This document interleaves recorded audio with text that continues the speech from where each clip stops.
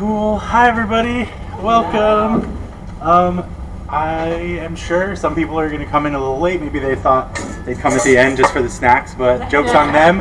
We're going to be snacking the entire time. So if people jump in, just make space for them. But there should be plenty of space everywhere. But I figured we jump in, start cooking, and start having some fun, start making some good waffles. So welcome, everybody, to Chef Cooks, our batter series. We're doing waffles today. We're going to make 3 different types of waffles. And kind of the main theme of this whole batter series is that batters are easy. In the dough series earlier in the spring, basically we were trying to talk about how doughs are pretty easy. They were mostly easy, some of them a little bit harder to work with, but batters are always easy. I've never run into a batter that was problematic ever. If it looks wrong, you can usually fix it. It's a little too wet, you just add some more flour. It's a little too dry, you add another egg or some oil or milk or water or whatever, until it gets to a consistency that you recognize, and then it's almost guaranteedly going to do the same thing. The big sort of aspects of most batters are going to be fat, protein, and starch or flour in most cases. Between those 3 things, you get essentially a cake or the binding that is going to make the eventual sort of end product. Last week we did takoyaki, which is kind of like a pancake batter. This week we're doing waffles, which have a lot higher fat content, and the reason they have a higher fat content is we want a nice crispy outside. And then next month we're doing some different batter that's going to have different sort of requirements. For instance, we're going to want it to be very thin, whereas normally you want a batter to be very thick, or at least thick enough that you're getting some sort of cake form. With a pancake and a waffle, those are both very similar batters. They're fairly thick. When you use a whisk, it kind of like sticks to the whisk a little bit, but when we're working with a thinner batter, it almost makes like a very thin trail. And the thickness of that trail is sort of a good way of determining how thick or thin your batter is. But we're working with waffles today. Waffles are really fun. You can use them for lots of other things. You don't have to cook them in waffle irons, but waffle irons are just a lot of fun. I've got a couple different ones here. These are from our lovely ex-reference librarian Nis, who some of you may be familiar with, and these are my 2 personal ones. I picked this one up in Asheville for like $5, and this one I found at the Dumptique. So they've got a little bit of history with them. Main differences you could probably see between these 2. These 3 are all very old, and they're also just steel. Whereas both of these are, this one's fairly old, this one's pretty new and cheap, but they're also both non-stick. So very different ideas here. We're going to use a lot more fat with these when we go to cook with them. We don't even necessarily have to use fat with these realistically if the temperature's hot enough and we cook them long enough and we're gentle with them. But we are still going to use a little bit. Maybe mainly just for flavor, and butter's a really good thing for that. We're just gonna use some olive oil spray today. Spray's really great for waffle makers if you have any, especially these older ones that really need the grease because it gets everywhere. Whereas when you do butter, it kind of doesn't always get where you want. You'll have like maybe an edge that sticks or something like that.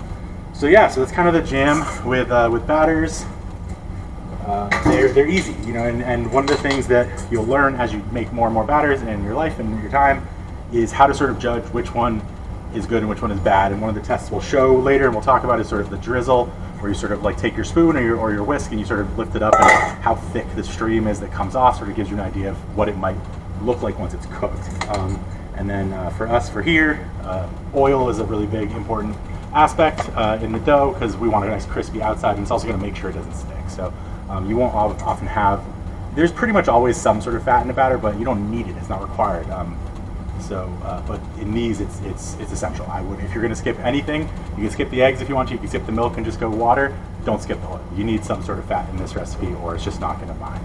And you need protein, obviously, for it to like set with the eggs. You want to use some sort of substitute, but you don't need eggs themselves. But there's not really much you can substitute for fat. Without it, they're going to stick to the pan, and they're just not going to get crispy. You'll have more of a cake, like a soft baked cake, instead of like that nice, beautiful sort of Belgian crispy outside. And I'm not even sure we're going to be able to get that with these waffle irons because, they're kind of cheap, homey ones. This one usually does because it's more new. I've never used these, so we might get a really good crisp on these. We're going to find out. So without further ado, we're going to just start measuring out our ingredients. So we've got 3 different recipes here. I'm going to do all of my dry at the same time just because it's easier. And then as we go, I'll make a batter, start cooking with it.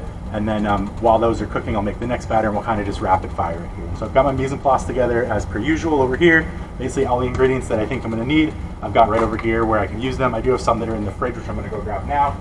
And that it makes your life easy. When you're cooking, you don't have to go search for things. They're kind of just right in front of you.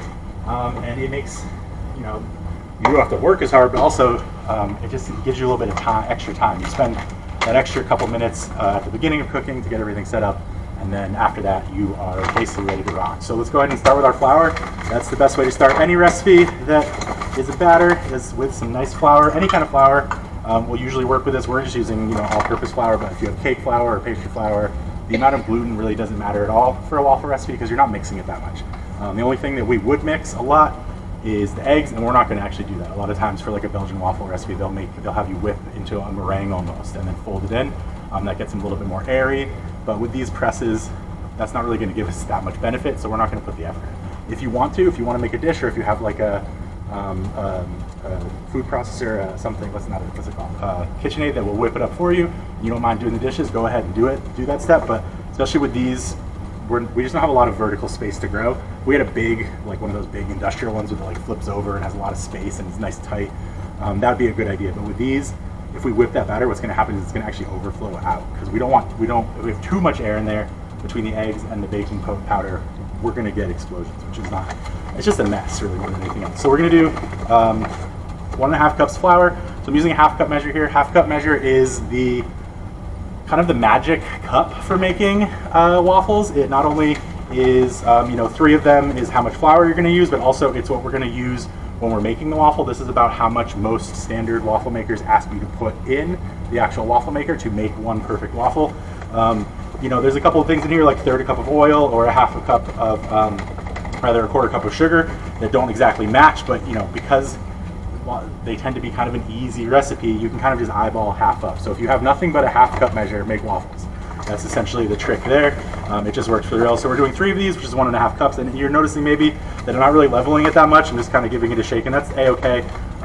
When we are sort of making these and mixing them up, we're gonna look at them. We're gonna see how they look. We might adjust, a little bit more flour, a little bit more milk, depending on what the texture is like, and that's okay. That's kind of the whole point of making these, is that they're easy, and you can adjust them on the fly if they don't look right, or if you think that they need a little, let's say you make your first waffle and it's softer than you thought it was, or you need to put a little extra seasoning in there, or whatever it is. Just do it. Make your batter, and I guarantee the next one will be better. It's kind of fun. You just always sort of testing. So that was a 1.5 cups of flour in 3 different batters. So that's good to go. We're just gonna jump on to the next one. So that's gonna be baking powder.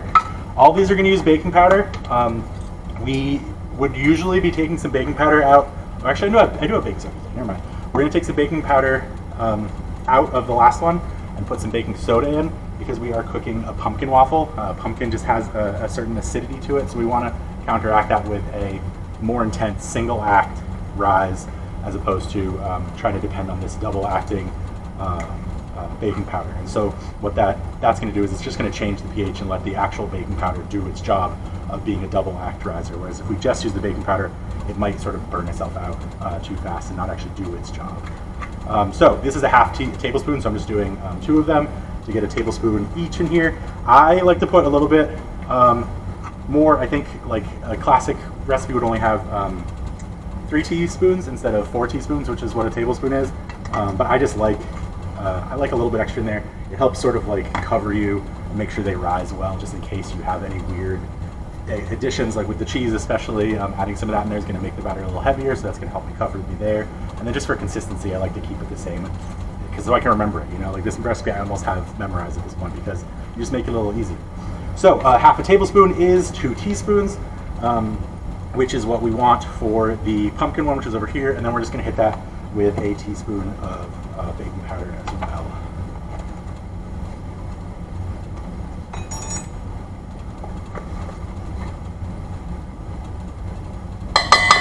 Beautiful. Okay, cool. So that's our rising agent. And again, that's something you can skip. Like if you want to really whip your eggs, you could just use whipped eggs for a rising agent. But I like things easier than that, so it's not like a thing that I'm gonna do. We're not doing cheese yet. All right, so we're gonna do some cinnamon. So this is only going into the 2 sweet waffles. So it's gonna be a teaspoon of cinnamon. And oh yeah, that's right. This one isn't getting cinnamon. We're gonna use apple pie spice. I actually have some apple pie spice, pumpkin pie spice. They're all pretty much the same. This one's cinnamon, nutmeg, and allspice. That's a good combo. A little ginger in there wouldn't hurt. Basically any warm spice that you like, you can even put cardamom in there if you want, is going to be good with this pumpkin one. And we're going to go for, I think it's a whole teaspoon. Let's see. No, we're doing a tablespoon pumpkin spice, that's right. because these are pumpkin waffles, so we want them to taste. We want that spice flavor to really come through. That's kind of, pumpkin is a very nice flavor. But it's really kind of just a squash flavor. It doesn't really taste like that much. And so the real thing that sort of kicks our brains off and goes, that's pumpkin flavored, is the spices. You know, the sweetness and the squashiness is very nice, but that kind of like brings it all together. Great, so that's our dry, and then sugar. We're gonna finish off with sugar. So I've got a 1/4 cup of sugar here. And I actually do have a 1/4 cup measure, which is nice. Now usually I'd put this in with the wet, but I'm just trying to save on some dishes here, and so I'm gonna just put it right on top of the dry. It's not gonna be that big of a problem. You could dissolve it in with the eggs and the milk first, and then stream it all in, and you'll get a really smooth batter. But honestly, I've done this way a lot, and it's never problematic. That's like why I love waffles so much, honestly, is how insanely easy they are. So this is some turbinado sugar. I just didn't have normal brown sugar, but any sugar that has molasses in it, or if you don't have that, you could use like maybe a couple tablespoons of molasses in with some white sugar. That would work just fine too. That's essentially what brown sugar is just the molasses not taken out. Great, so we're pretty much good here. I'm just gonna give these a little mix up and make sure they're all together so that when we do mix in our wets, they're nice and easily combined. Oh yeah, definitely. Yeah, if you did that, just don't put, and do like, not like even do even more mounded scoops essentially too. But yeah, 100% you can use self-rising.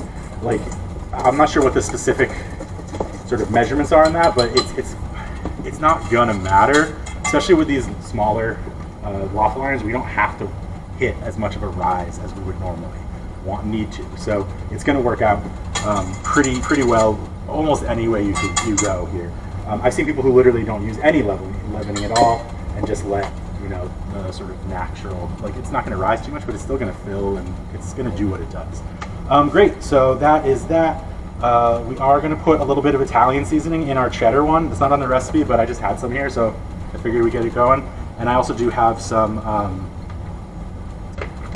pasta sauce again for dipping, just because I really, like, for me, cheesy bread with pasta sauce is like a comfort food, so hopefully you guys enjoy that as well. I'm actually gonna get that heated up right now.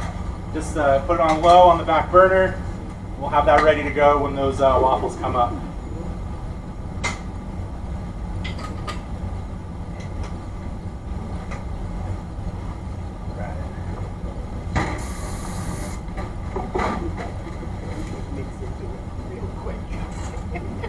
Okay, so I'm actually just gonna put my 2 sweet ones over here and my 1 savory one over here, so I don't mix up my my whisks. And we're just gonna go ahead and get cracking.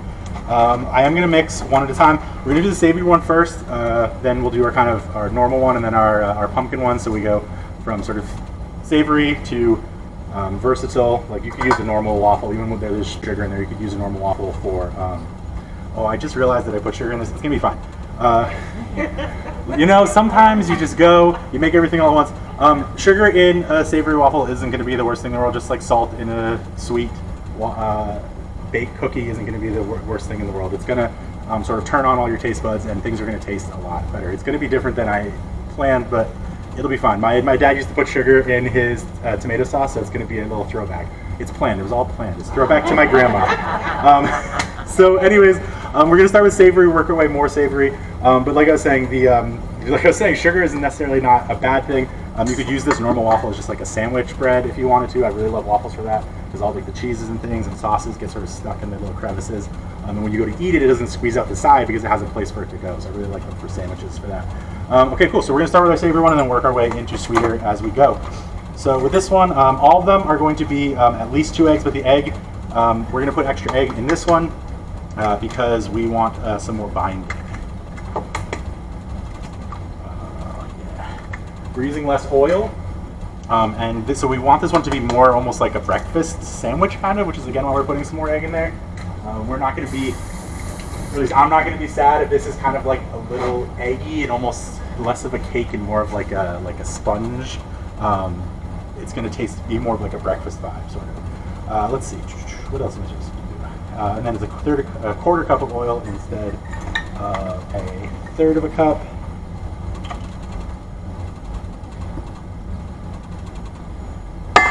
Oh my gosh. Great. cheese in after we get it mixed up a little bit. Do a cup of cheese. And we're just going to sort of stream our milk in there. So crack those eggs. And we're doing a cup and a half of milk. Same amount of milk as flour, which is a nice easy way to try and remember it.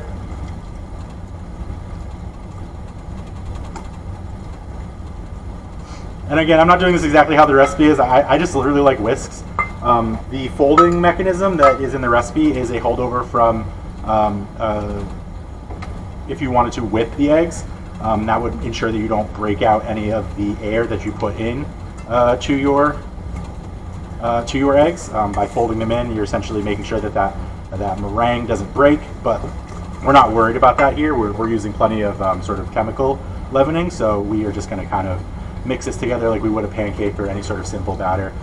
By just whole milk. What about use skim milk? Or oh yeah, you could totally use. You could definitely use skim milk, no problem. You could use water if you want to. I've used water before because I don't have any milk. You really just need this for liquid. Milk is really the perfect liquid for this because it has fat and protein in it, which are the two things you want for any batter. It kind of covers everything, so that's why we usually use milk, but it's not required. You could definitely use pretty much anything because we do have plenty of eggs and we have oil as well. But in that situation, you might want to put a little bit of extra oil in there, maybe put an extra egg in. Like let's say you're doing a cup and a half of water, just put one more egg in there. It's just going to help with some protein, some binding, and some flavor as well because your water doesn't really taste like anything, whereas the milk does. It tastes like a lot. It's got sugar in there too. It's pretty much got everything you could possibly want. So that looks like a really nice batter. I'm just going to sort of show you. So that's pretty thin still, and we want it thin because we're going to put cheese in there. This batter is particularly, I think it's probably perfect, honestly. This is I think 2 cups, so we're just going to go about half of this container. It's not going to hurt to have a little extra cheese in there either. Let's go ahead and get these preheated too while I'm here. Get these out of the way. Let's get a little cooking station going. Alright, so I'm going to plug in 4 because I think that's how many I can handle.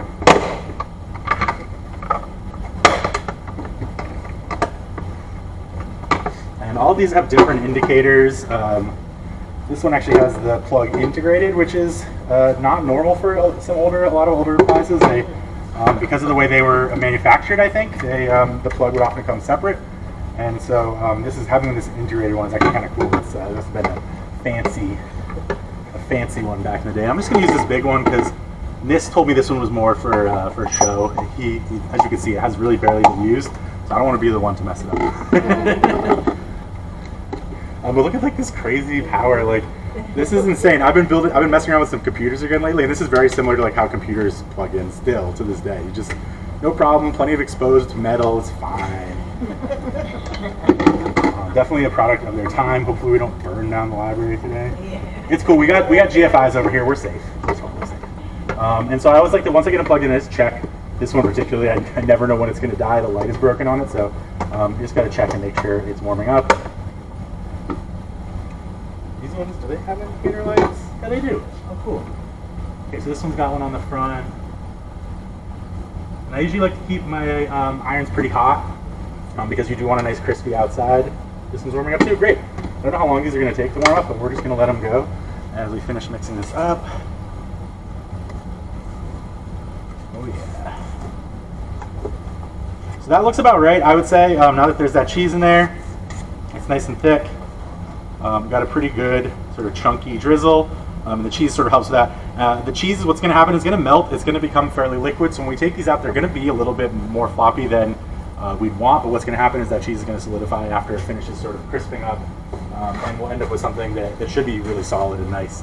And this is like a classic one that I'd use for like a sandwich or like a burger. This with like a burger in between it. Oh, so good. That maybe you'd use this mini one for, just like a big giant burger right in there. You can even cook the burger in the waffle iron. So we had a little discussion about this. Waffle irons are like multi-purpose kitchen equipment. You can obviously cook waffles in them, but you can cook a lot of other things in them as well.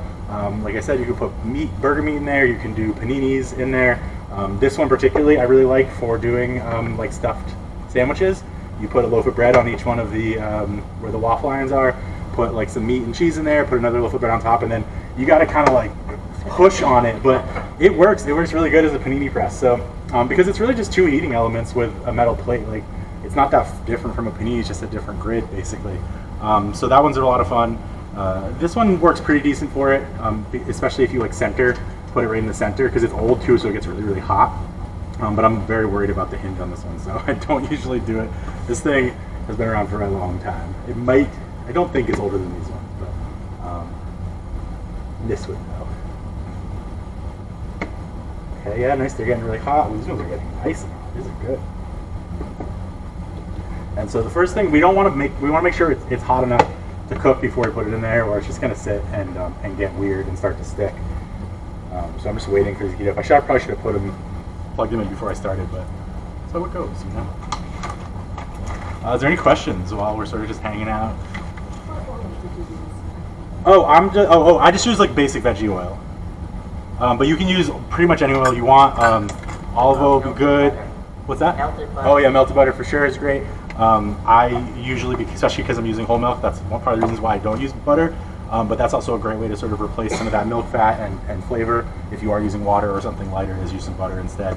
But yeah, oil is just easy. I almost always have some around. And you can use pretty much any kind of oil you want. Like if you wanted to go a really intense one, you could use like sesame oil even, you know, and really like get out there as far as flavors are concerned. Put a little sesame seed in there. They like kind of toast. I don't know if you guys have ever been to Moe's or not, but they have like that sesame seed bread. Just like sprinkle some sesame seeds on the panel and then put your dough on top. It'll make a really kind of nice crust. But that's just sort of an example of just experimenting. You can always experiment. And then this is why I love batter so much, is that you get literally a whole test batch here. And if the first one's not right, you can fix it. And then you get to try with the second one. If that's not right, you get to fix it. And by the time you're done, you've made, I think it's 8 for this batch. You've made 8 waffles, and one of them hopefully is good. You know, and then at the end of the day, like what do you put like 2 cups of flour in there? It's nothing, you know, a couple eggs. You're not like losing too much. And this is starting to rise already, which is nice. It's starting to get a little bit bigger, and that's exactly what we want. It means it's going to come together, and that thickness feels about right to me too. It's a little bit thinner than a pancake would be, but that's because we don't need it to hold surface tension like a pancake. And when you pour it in the pan, it spreads out and then it sort of cooks and holds itself up. We have a dish that we're going to put it in that's going to do that for us. So it's okay that it's like, in fact, we want it to run so that it fills all the crevices. So that's why it's a little bit thinner. That's exactly what we're looking for. If maybe I'd put a little more flour in here, but honestly the cheese is going to make it be this is going to work. The sort of air margin of error on waffles is very large, which is good. That's why I really like it. You warm it before you put the oil on it? I warmed it before, yeah. Yep. Yeah, so this light just went off, which means this one's ready to go, which means this one's also probably ready to go. Means they're probably all ready to go. So let's load them up. So again, it's really, really important here that you try and keep it at half a cup, if possible. I had another half cup measure, but I'm just gonna go for it. You spray them with oil? Yep. Yeah. Of course. Yeah. I'm just getting my half cup in here. Gonna make sure it's nice and level. And then let's go for it. We're gonna load these as a first. If I get any oil on you, just let me know. I'll spray a different way. And then yeah. So we want to just make sure we get nice level half cup right in the center. Oh yeah. And this one we got to kind of split it between the two. Beautiful. Okay, and then I've never used these ones, so ooh, the smoky. Okay, maybe we're gonna turn that one down. Sauna? Yeah, exactly. And we're gonna put it in there just to see what happens. You know, I mean, I didn't get these from this, so I wouldn't try them. He basically was like, "Go to town, man. Tell me what happens." So definitely spraying them a little bit heavier. Smoke alarm. It'll be fine. It's not that bad. We'll cook one, and then I'll probably unplug that one. Oh, so that one's making some good noise. Okay, lower those down. You just put it in and you just press it down. Yeah, you just close it and let it do its job. You don't. Whoa, see that? Wow. This one, is it coming out the back? No. Okay, good.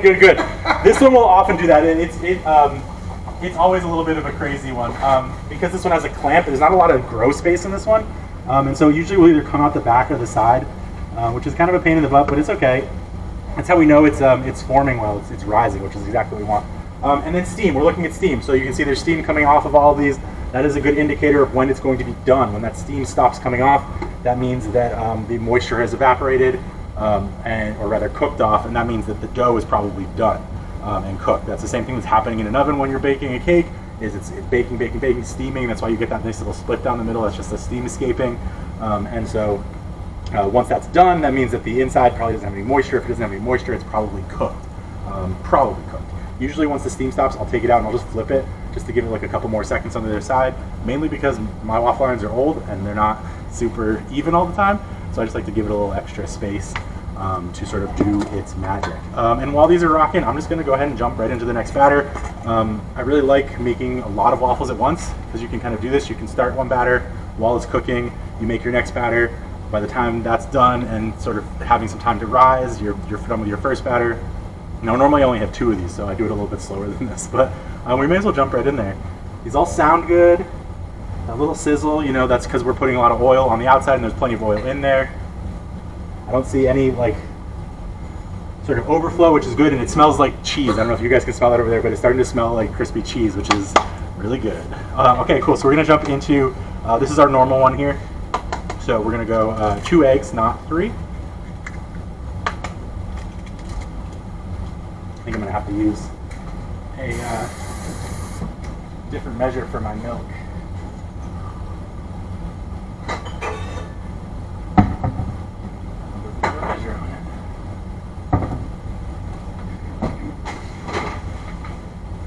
We used to have multiple measure cups, half-cup measure cups, but not anymore. What am I going to do? I'm going to use these instead. It'll be fine. Okay, cool. And then we're going to go for 1/3 of a cup of oil in this one.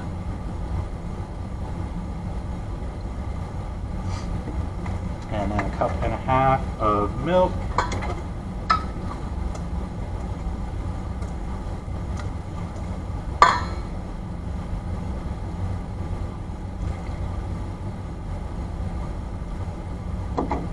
So I'm using 1/3 cup of measure, so I'm going to use 3 of them.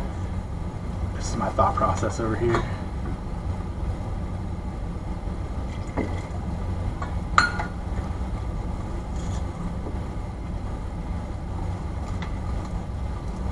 I'm using this 1/4 cup. So this is my normal recipe. This is the easy one. This is the one that I usually don't mess up because I've done it so many times. But feel free to tell me if I change something.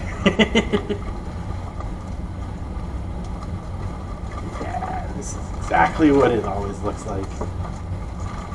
Oh, I love this recipe so much. So you don't even have to modify it. We've modified it here. We've taken some things out, added some things. You can just make this recipe and then put stuff in it too. That's going to work just fine as well. At this stage, if you wanted it to be more eggy, just put an egg in there. If you wanted more cheese, put some cheese in there. You don't have to worry about, you know, we already kind of did that with this. We accidentally put the sugar in there. I did, I should say. But this is pretty much perfect. This is kind of what you're looking for. It's fairly thick. It's not super thick. This isn't as thin as like a batter that we're going to be using next week. Ooh, I got some of these are oh yeah. So that's our first one. And this is just, again, this is my waffle iron. It doesn't always get super hot, and that's why I'm going to flip it, just hopefully get a little bit more crisp on the other side. The top tends to be a lot hotter on that one. Ooh, this one's nice. This is a little bit of our crispy one. We're going to flip that one too, just see if we can get them cooked evenly. This is the one I have no idea about right here, so let's see. Ooh, it's hot. Ooh, okay, that one's like done. Look at that. That's what I'm talking about. Ooh, it's hot. Okay, cool. So I'm just going to cool this down for a second, and we'll start to... I kind of like that one. Ooh, this one too. These ones definitely, the older ones definitely... Yeah, so this one's a little sticky, and that's just because we didn't spray it quite enough. That's okay. I got asbestos fingers, so don't do this at home. That is really hot.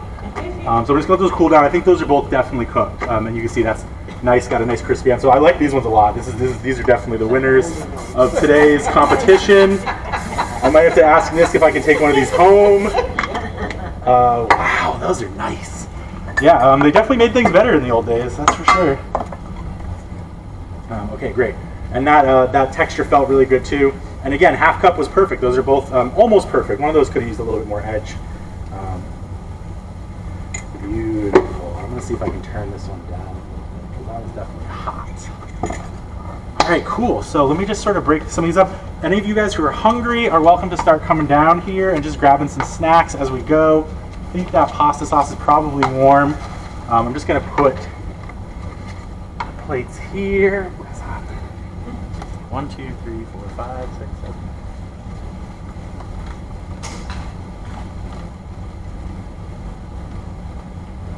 So yeah, just feel free to come on up whenever you want and grab a snack. And again, I'll get some sauce for you so we can make this happen. Feel free to keep using your same plate or grab a new one every time, depending on what you put on there. Everybody's waiting. Whoops. Don't tell Miss. Chicken. Come on, Ken. Chicken, chicken, chicken. The whole thing? No, I'm gonna break them Oh, up. I was about to say, that's a lie. So there's eight, yeah, it should be at least one of these each. We'll give you a little sort of sample of all of them.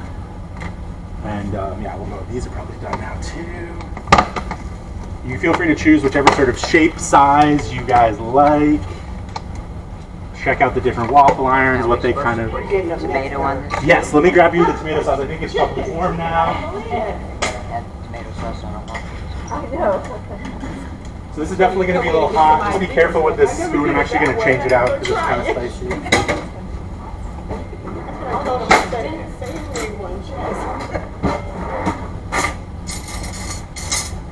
Where's our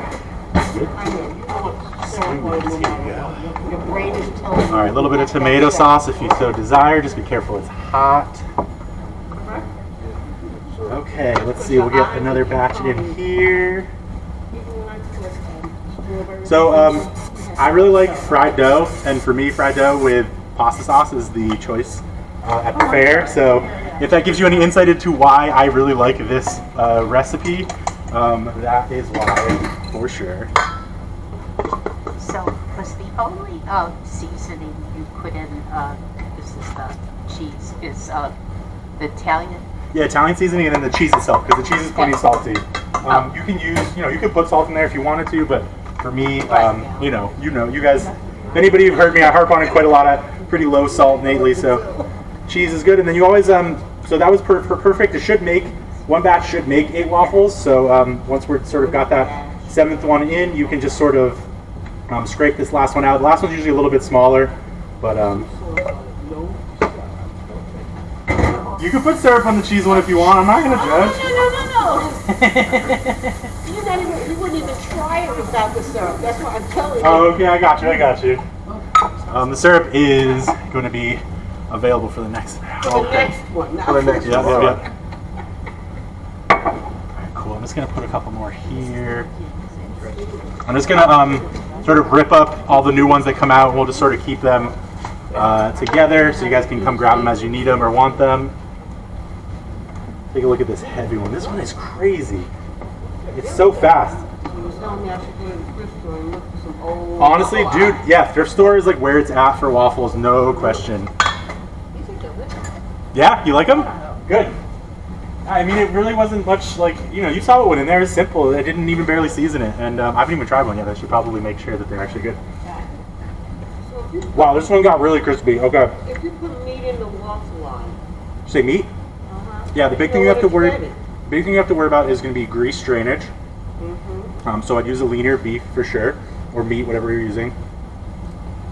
I'm used to using venison, so I don't really often think about that. But like, don't use like a chuck or something. You want to use like a lean meat for sure. And then it's going to be, you're just going to listen for it basically, just like when you're grilling or something. It shouldn't take more than 5 minutes because it's cooking from both sides. Think like it's basically a George Foreman kind of vibe, right? Yeah, for those of you who got the one from this one, it definitely was a little overcooked. I kind of like that. My partner is kind of a burnt toast fiend, so I've kind of gotten used to it over the years. But not too shabby. I really like these. These are some good waffle irons. I got to make sure to thank Ness because I'd be sitting here with just my waffle irons like, oh, what am I doing? These are good though. The batter was perfect. You can always tell if the batter is going to be good or not if it sticks.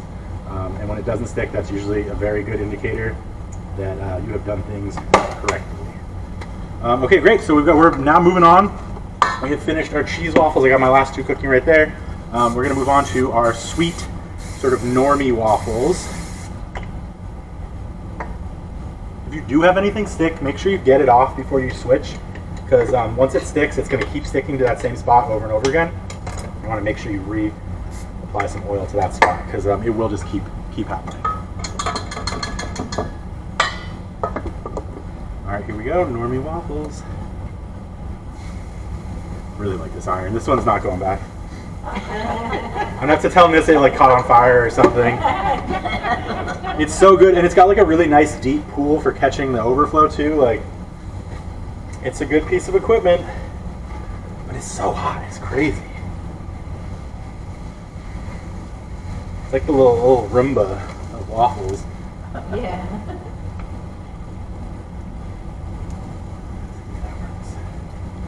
Okay, great. Just for those of you who do want some extra pieces, feel free to come up here.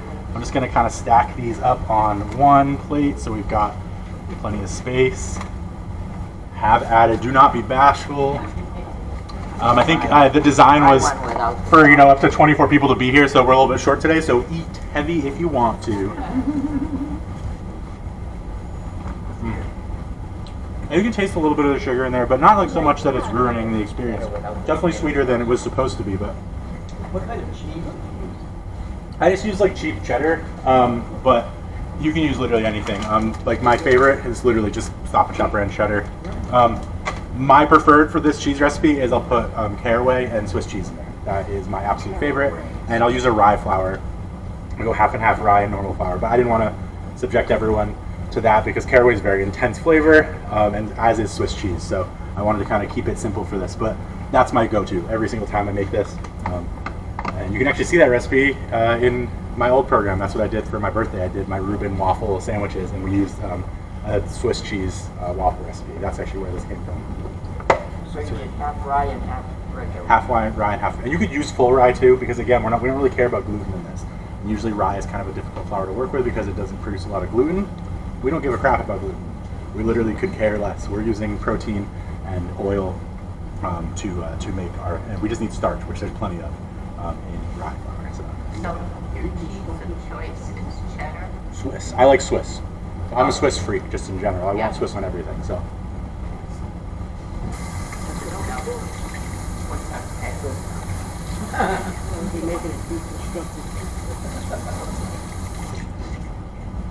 So I think these waffle irons, these older ones, are officially going to lap my two.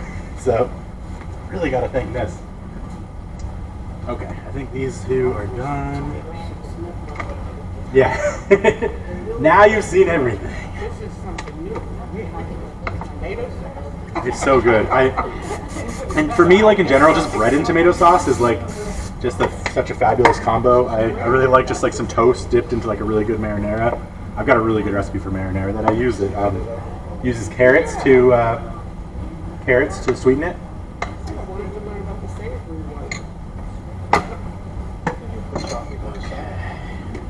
For you, yes. You gotta have meat, that's why. Oh, I turned this one down too much. I'll be hiding the syrup. Now I don't know how to turn it back up again. Oh well. Okay, cool. So we're working those. We're just going to get our last one ready to rock. I've got some pumpkin here.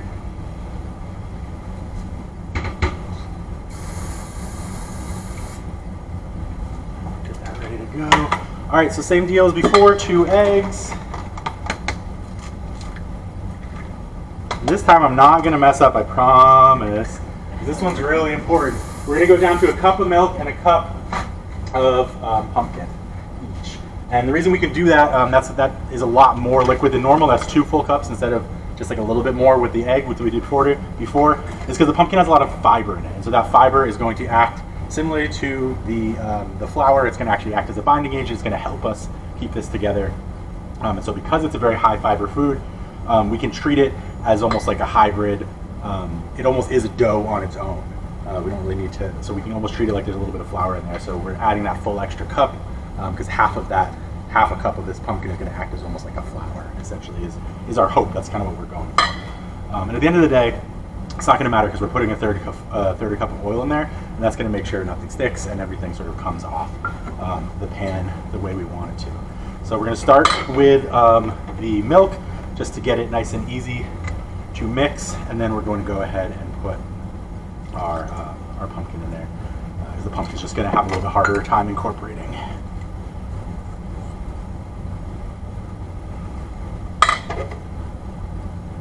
And we're also putting that much pumpkin in there because we want to actually be able to taste it.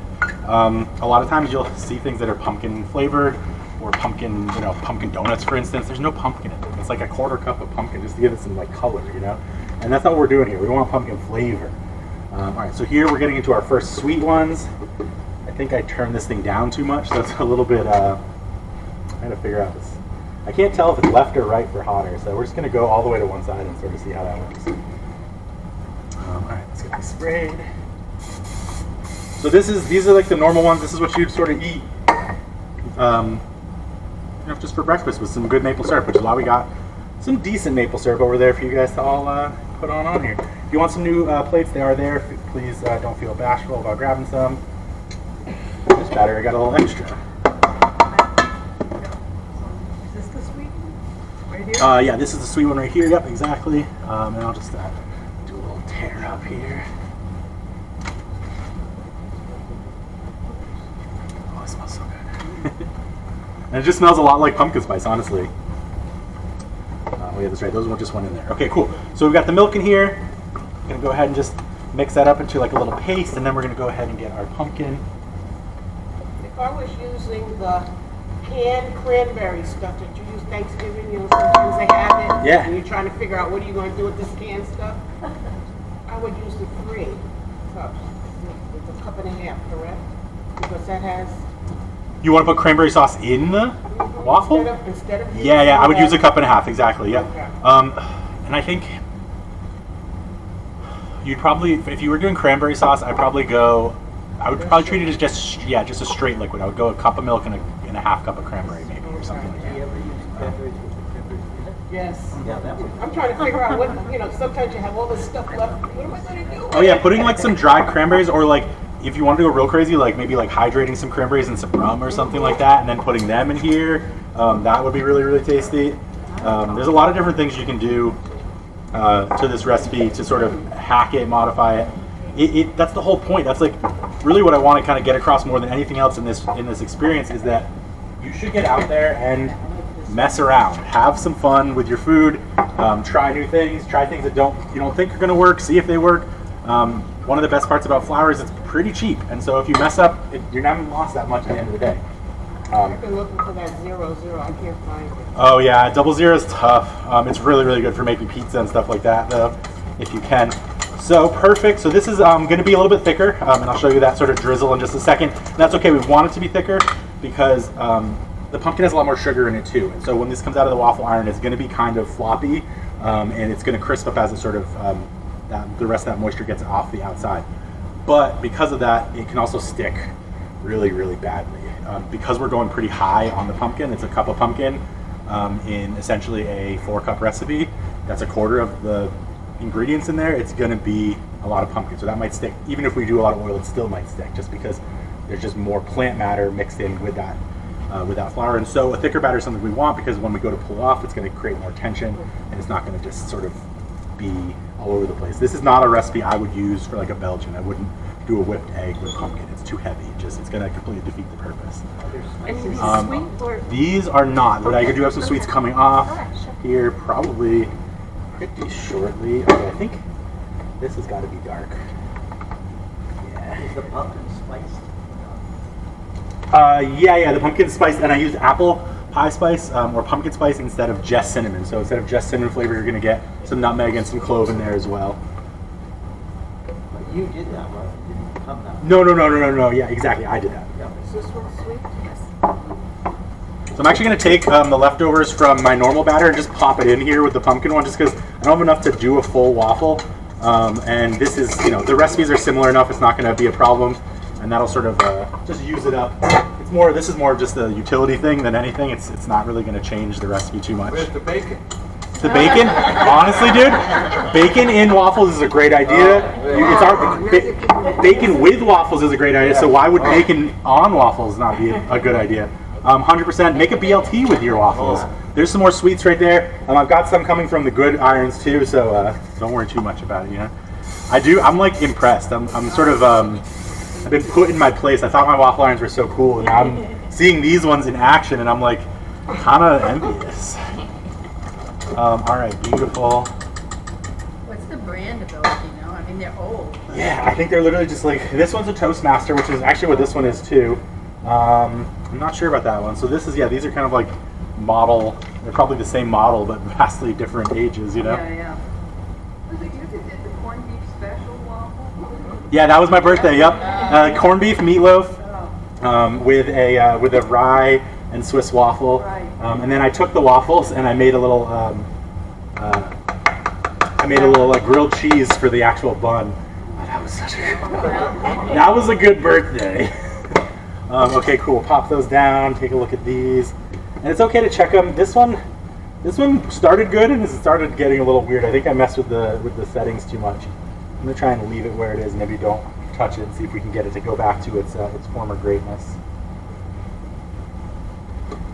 This one's kind of taken over though. Ooh, that one got hot. All right, ouch. Okay, so that one's a little too crispy, but you know that's it happens. You kind of just go back and forth. I gotta say, I'm one of the things I like about this is you kind of just like you get different varieties, especially with different irons. But I think maybe I have one too many irons because that's the second one I've kind of burnt a little bit. But don't tell the governor, you know. This is my favorite one, which is why I saved it for last. I really like pumpkin pie. Like it's probably my favorite pie at Thanksgiving, and this is going to kind of have a very pumpkin pie feel. You know, obviously it's going to be a waffle, but one of my absolute favorite sandwiches that I've ever had is down in Asheville at this place. What's it called? It's called like Sunshine Cafe. That's not what it's called, but anyways, they have a sweet potato waffle there, and they do a nice Belgian-style sweet potato like this one. So it's 2 squares, and then on that they put a fried chicken breast, chicken thigh rather, and then they also put pimento cheese and a hot pepper jelly on the sandwich as well. So it's a fried chicken sweet potato waffle sandwich. It's heavenly. They serve it with a side of raspberry jam because why not? And powdered sugar, and it's real intense, and I love it. It's kind of was the inspiration for that Reuben burger sandwich that I made, and it really kind of, I think it's one of those sort of experiences that I had when I was younger, where I was like, oh, you can do anything with food. Like you really can do whatever you want. I can take 2 things that I really love, you know, sweet potato or pumpkin flavored things, and you know, and fried chicken, and put them together. Hot pepper jelly especially is just one of my absolute favorites. So yeah, experiment always. It just makes cooking so much more fun. We're just gonna keep. Yeah. So listen, you know what? You say that, and you say that, but like honestly, I've seen some videos of people. Ooh, this one, we're gonna put it over here. Maybe I'll eat that one as penance. I'm losing track of these older ones. They definitely, I don't think that they are as consistent over time. I think maybe the heating element gets a little bit confused over time, but maybe I just need to pay better attention to them. I've got them all sort of out of sync now, I think is part of the problem. I'm just going to pay attention to my steam instead. Go back to your roots anytime you get confused, you know? Are you still talking about the stuffing? Yeah, so stuffing. You can literally, anything that has starch in it, basically, you can put in here. I think my waffle, ooh, that's good. My waffle, I went back to the cheese one, and that's just really good. My waffle sort of like love really started when I was over at my friend's house, and they took shredded carrots, raisins, like some water and like a cup of flour, and mixed it together, put it in a waffle iron, and it came out as like a cake. Like it was soft and it was weird. It wasn't crispy, but it was cooked and we could eat it. And we were really hungry. It was like I was down in New Orleans and it was like late night, and I was just like, whoa.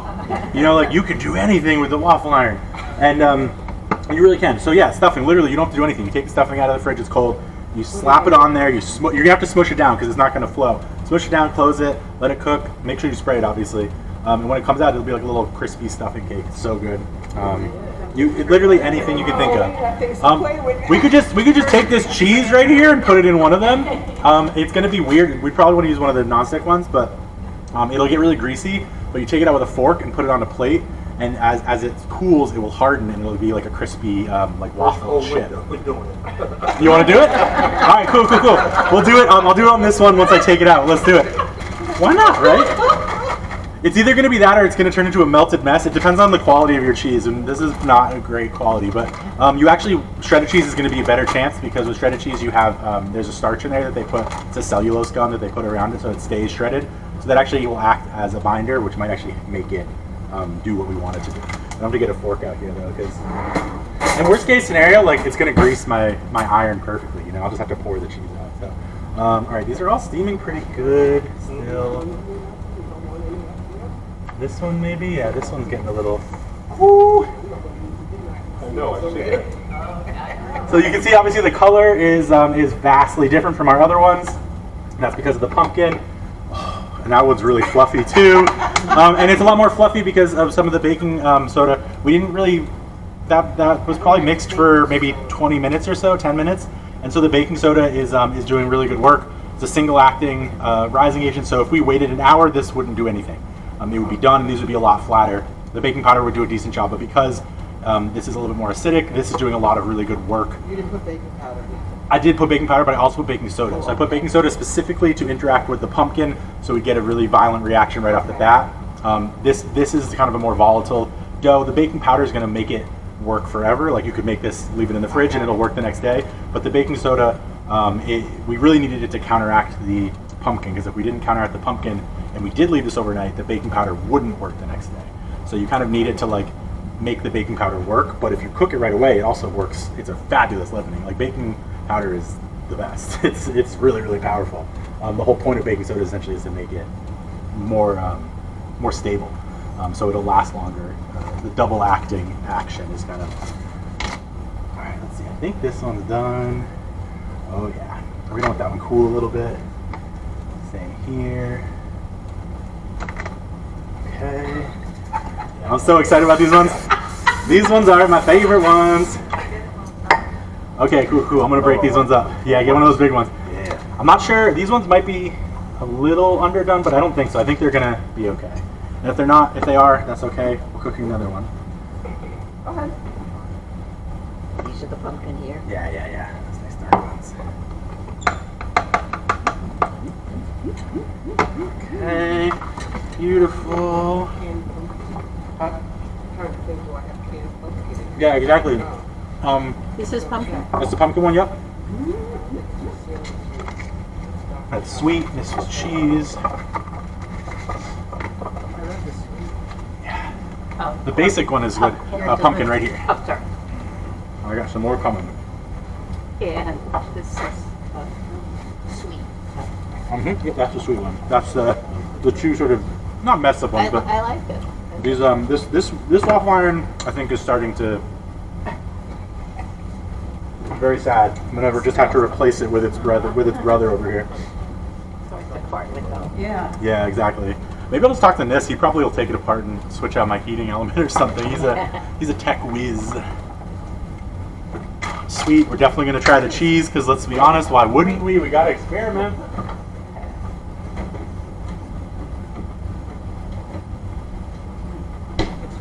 Okay, so my steam is stopped on this one. Oh yeah, perfect. That's pumpkin. That's a pumpkin one, yep. Ooh, wait, this one got hot, spicy. I don't know how this is happening. And you'll let you split it. This is a savory one, right? Yeah, that's the cheese one, yep. One of those. Here, I'll break those pumpkins apart for you right now. Of course I burnt one more, but that's okay. We got more coming, so. I burnt one of each batch now, which is great.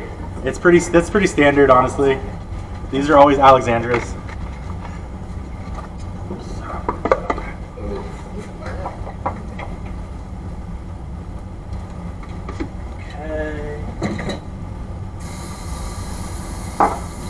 Yeah, I got us real maple syrup too, because we don't mess around, you know? We may be making really simple, cheap waffles, but we still gotta get maple syrup. Has anybody ever spent any time in New Hampshire? Anybody a New Hampshire person? No? Okay, cool. Well, still gonna tell the story. There's this beautiful peak up in New Hampshire, Pat's Peak. And at the base of Pat's Peak is this restaurant. And they make So I think it's called the Henniker House of Pancakes, and they have a whole bunch of tap lines running into their restaurant, which is kind of like a standard up there. If you live near a mountain, you probably have tap lines running into your restaurant so you can make maple syrup. And they do pancakes, and they also do one of the meanest Belgian waffles I've ever seen in my life. And when you go there and you sit down, sitting at the table right next to you is a half pound of maple syrup. So a half pound's about a pint, or about a cup. Pint's a pound, yeah. So it's about a cup of maple syrup, and it's just sitting on the table, you know, in like a nice like Vermont-looking maple syrup thing, just like ketchup would be. And it always blew my mind, and why I love this place is because they expect you to just use as much of it as you want, because to them it's just like, we just have so much maple syrup, like take our maple syrup. And so of course every time I went there I would use the entire half pound of maple syrup. I'd probably about like a quarter of it on my waffle. I'd always get coffee, even though I don't really drink coffee, and put about another quarter of it in there. And then I'd be hanging out with my buddy who would put it in his hot chocolate because he was allergic to coffee. But hey, I mean, you know, whatever works, I guess. Henniker, New Hampshire, House of Pancakes, right at the base of Pass Peak.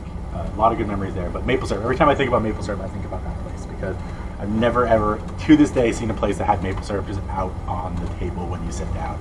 And it always felt kind of extravagant. You're like, yeah, this place knows what's up. Sweet.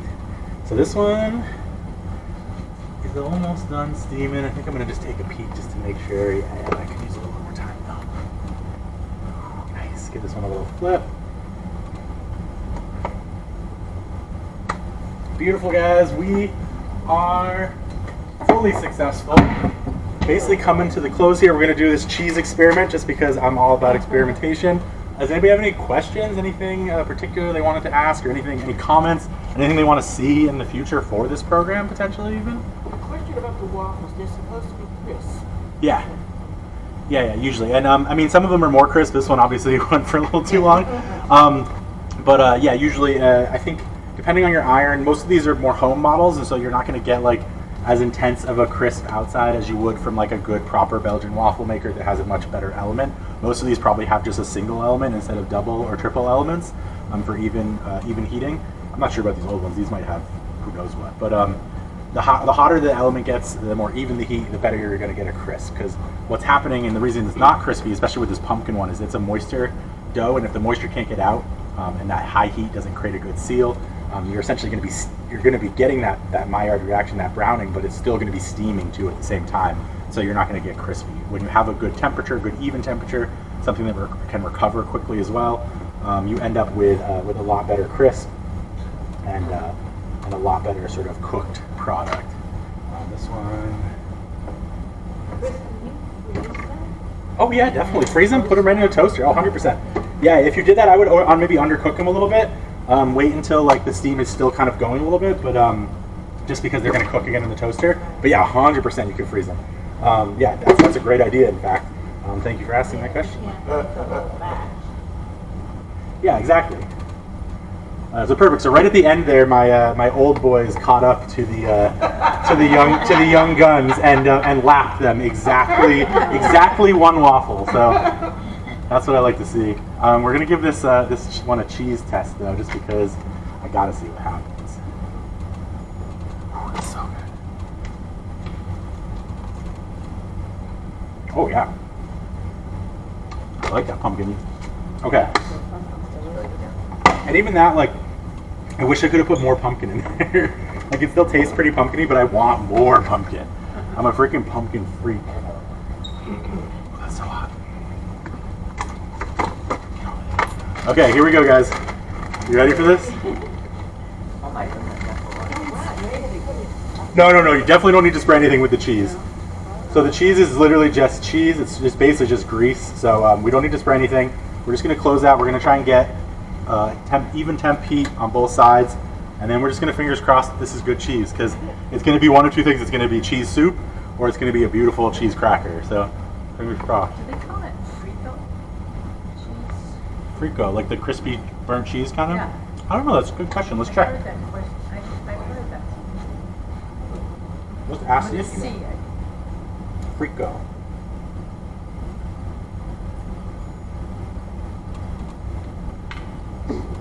Frico dish. traditional dish consisting of mainly heated cheese and optionally other ingredients. Yeah, that totally is Frigo. You just put cheese in a pan. I don't know if you guys remember those old infomercials they used to have, like for like, you know, or what is it called? The commercials they have for like the nonstick pans. And they'd always like put some cheese in the pan and be like, look, it slides right out. But like honestly, first off, cheese will almost never stick because it's got tons of grease in it. So that's like a silly thing to test in the first place. But more importantly, they're accidentally introducing us all to Frico, which is a beautiful thing. And it's like apparently a fairly traditional dish that's been cooked for like quite a long time. So this is still steaming, so I'm gonna give it a little bit of time, but I don't want it to burn. So, but if I peek too soon, it might not do what we want it to do. So I'm gonna peek. It's not doing the thing I want it to do, but that's okay. We're gonna take a look. I'm gonna show you what it looks like, just because it's a good experience. And I think a lot of this is because of the cheese, the type of cheese particularly. Cheddar is a very, very, very good melting cheese, but it often has a lot of fat content as well. You want a cheese that has a lot more protein. If you did something like a cojita maybe, or I'm trying to think of another good cheese that had a little bit more protein in it, you'd still get this melting, but it would also turn into more of like a crispy outside. I'm going to just show you what we got here just because it's kind of fun. And so this is what we're looking for up top here. This is what we wanted the whole thing to look like, right? But because it's cheddar, we've got essentially a pool of grease down here, and it's because it's cheap cheddar as well. We're getting a pool of grease, whereas a higher protein cheese with less fat in it, we wouldn't get this pool of grease, which would allow the cheese to do. I'm still getting kind of what I want here, just not exactly the way I wanted it. Yeah, exactly. It's more just doing the melt. It's not really. Maybe if I'm gonna let it sit. I'm gonna let it hang for a little bit longer. We're gonna see. We're gonna see because this is kind of doing exactly what we want. It's got that nice little pocket. It's almost crispy. Maybe it just does need some more time. We'll see what happens. Like I said, worst case scenario, it's seasoning my my waffle iron. So sweet. Well, thanks for hanging out and checking out my experiment. And you know. Like if you knew that was going to be greasy like that, you could also just take a little bit of flour, dust the cheese with the flour, and then put it in there. Because then when that grease flows out, it's going to mix with the flour, make a bit of a dough, and that's going to help create a nice little barrier on the bottom. It's very similar. If you've ever seen, there's dumplings where you'll do like a pan fried dumpling, and you'll put a little bit of a cornstarch slurry in the bottom, and then as it cooks and as the water evaporates, the cornstarch slurry sort of cooks into like a little flat starch cake at the bottom, and you take the whole pan, you slide it out onto a plate, and all your dumplings are like connected to each other in this little cornstarch cake kind of thing. It's a very fun, traditional way to serve steamed dumplings. So a very similar kind of concept there. You're adding starch into something that that normally wouldn't do anything, but because of the grease that you're frying them in and the starch that you put in the pan, it makes like a little like kind of fun cake. So where do you do the starch? Where do you put In this case, I would literally just take I would just take some cheddar in a bowl, put a little flour in there, and just sort of toss it. Yeah, yep, exactly. Sort of toss it. You're coating the cheese with the flour, and then put it in there.